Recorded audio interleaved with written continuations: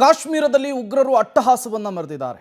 28 ಜನ ಹಿಂದೂಗಳ ನರಮೇಧವಾಗಿದೆ. ಇದರ ನಡುವೆ ಕಾಶ್ಮೀರದಲ್ಲಿದ್ದಂತಹ ಕನ್ನಡಿಗರನ್ನ ಈಗ ವಾಪಸ್ ಕರೆತರುವಂತಹ ಕೆಲಸ ಆಗಿದೆ. ಪ್ರಧಾನಿ ಮೋದಿ ಮೇಲೆ ವಿಶ್ವಾಸವನ್ನಿಟ್ಟಿದ್ದಾನೆ ಪುಟ್ಟ ಬಾಲಕನೊಬ್ಬ. ಉಗ್ರರಿಗೆ ಮೋದಿ ಪಾಠವನ್ನ ಕಲಿಸ್ತಾರೆ ಅನ್ನುವಂತಹ ವಿಶ್ವಾಸದ ಮಾತನ್ನಾಡಿದ್ದಾನೆ ಪುಟ್ಟ ಬಾಲಕ. ನನಗೆ ಭಯವಿಲ್ಲ, ಮೋದಿ ಅಂಕಲ್ ಇದ್ದಾರೆ ಅಂತ ಹೇಳಿ ಪಬ್ಲಿಕ್ ಟಿವಿ ಜೊತೆಗೆ ಆ ಬಾಲಕ ಮಾತನಾಡಿದ್ದಾನೆ. ಪಬ್ಲಿಕ್ ಟಿವಿ ಜೊತೆಗೆ ಕಾಶ್ಮೀರದಿಂದ ಬಂದಂತಹ ಬಾಲಕನೊಬ್ಬ ಮಾತನಾಡಿದಂತಹ ರೀತಿ ಇದು. ಅಲ್ಲಾದಂತಹ ಘಟನೆ, ಅಲ್ಲಾದಂತಹ ನರಮೇಧ. ಅದಾದ ಮೇಲೆ ಪ್ರಧಾನಿ ನರೇಂದ್ರ ಮೋದಿ ಅವರು ಇದಕ್ಕೆ ತಕ್ಕ ಪ್ರತ್ಯುತ್ತರವನ್ನ ಕೊಟ್ಟೇ ಕೊಡ್ತಾರೆ ಎನ್ನುವಂತಹ ವಿಶ್ವಾಸದ ಮಾತನ್ನ ಆ ಪುಟ್ಟ ಬಾಲಕ ಮಾತನಾಡಿದ್ದಾನೆ. ನನಗೆ ಭಯವಿಲ್ಲ ಅಂತ ಹೇಳಿದಾನೆ. ನನಗೆ ಗೊತ್ತಾಯಿತು, ಬಟ್ ಜಾಸ್ತಿ ಭಯ ಆಗಿಲ್ಲ. ಏನಕ್ಕಂದರೆ ನಂಗೆ ಗೊತ್ತಿತ್ತು ಇವಾಗ ಜಾಸ್ತಿ ಏನಾಗಲ್ಲ. ಮೋದಿ ಅವರೆಲ್ಲ ಅವ್ರ ರಿಯಾಕ್ಷನ್ ಟೇಕ್ ಮಾಡ್ತಾರಂತ. ಅಂದರೆ ವಿಡಿಯೋಸ್ಗಳೆಲ್ಲ ನೋಡಿದ್ದ ನೀನು? ವಿಡಿಯೋಸ್ ಎಲ್ಲ ನೋಡಿದ್ದೆ. ನಂಗೆ ತುಂಬ ಪಾಪ ಥರ ಅನಿಸ್ತು. ಅವ್ರು ಏನಕ್ಕೆ ಸಾಯಿಸ್ದಂತರ ಏನು ಅರ್ಥವೇ ಇಲ್ಲ. ಅಂದರೆ ಇದೆಲ್ಲ ನೋಡಿದ್ಮೇಲೆ ವಾಪಸ್ ಮನೆಗೆ ಹೋಗ್ಬೇಕು ಅಂತ ಹೇಳ್ದ? ಅಷ್ಟು ಜಾಸ್ತಿ ಭಯ ಆಗಿಲ್ಲ ಅಂತ. ನಾನು ಕಾಶ್ಮೀರ ಇರ್ತೀನಿ, ಜಾಸ್ತಿ ಏನಾಗಲ್ಲ ಅಂತ. ಏಕೆಂದರೆ ನಂಗೆ ಗೊತ್ತಿದ್ದೆ ನಂದು ದೇಶ ಅಲ್ಲಿ ಅವ್ರು ಏನಾದ್ರು ಮಾಡ್ತಾರಂತ ನಂಗೆ ಅದು ಗೊತ್ತಿತ್ತು. ಜಾಸ್ತಿ ಭಯ ಆಗಿಲ್ಲ. ನನಗೆ ಗೊತ್ತಾಯಿತು, ಬಟ್ ಜಾಸ್ತಿ ಭಯ ಆಗಿಲ್ಲ. ಏನಕ್ಕಂದರೆ ನಂಗೆ ಗೊತ್ತಿತ್ತು ಇವಾಗ ಜಾಸ್ತಿ ಏನಾಗಲ್ಲ.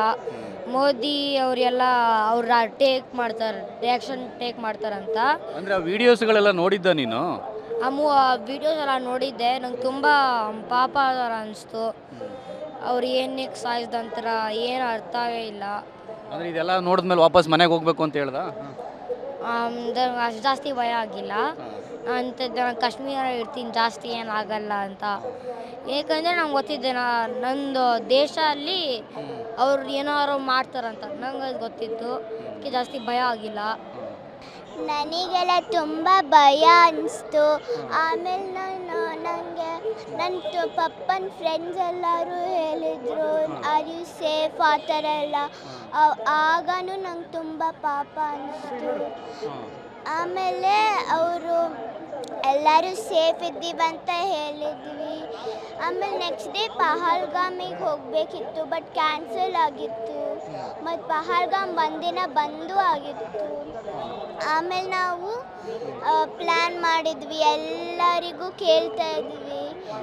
ಫಸ್ಟ್ ಆಫ್ ಆಲ್ ನಾವು ಟೂರ್ ಮ್ಯಾನೇಜರಿಗೆಲ್ಲ ಕೇಳ್ತಾ ಇದ್ವಿ ಏನೆಲ್ಲ ನಾವೀಗ ಹೊರಡ್ಬೋದಲ್ಲ ಅಂತ,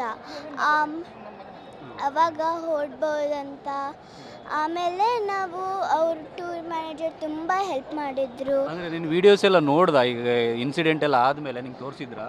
ಹಾಂ, ತೋರಿಸಿದ್ರು. ಆಮೇಲೆ ನಮ್ಗೆ ಪ್ಲೇನ್ ಬಂತು. ನಾವು ಹೋಗಿ ಸೇಫಾಗಿ ಬಂದಾಗ ತುಂಬ ಖುಷಿ ಆಯಿತು. ಅದಕ್ಕೆ ನಂಗೆ ಥ್ಯಾಂಕ್ ಮಾಡಬೇಕು ಇವರಿಗೆ, ಸಂತೋಷ್ ಲಾಡ್ ಅವರಿಗೆ. ಕಾಶ್ಮೀರದಲ್ಲಿ ರಕ್ತ ಪಿಪಾಸುಗಳು ಅಟ್ಟಹಾಸವನ್ನು ಮೆರೆದಿದ್ದಾರೆ. ಅಲ್ಲಿದ್ದಂತಹ ಕನ್ನಡಿಗರನ್ನು ವಿಶೇಷ ವಿಮಾನದ ಮೂಲಕ ಈಗಾಗಲೇ ರಾಜ್ಯಕ್ಕೆ ಕರೆಸುವಂತಹ ಕೆಲಸ ಆಗಿದೆ.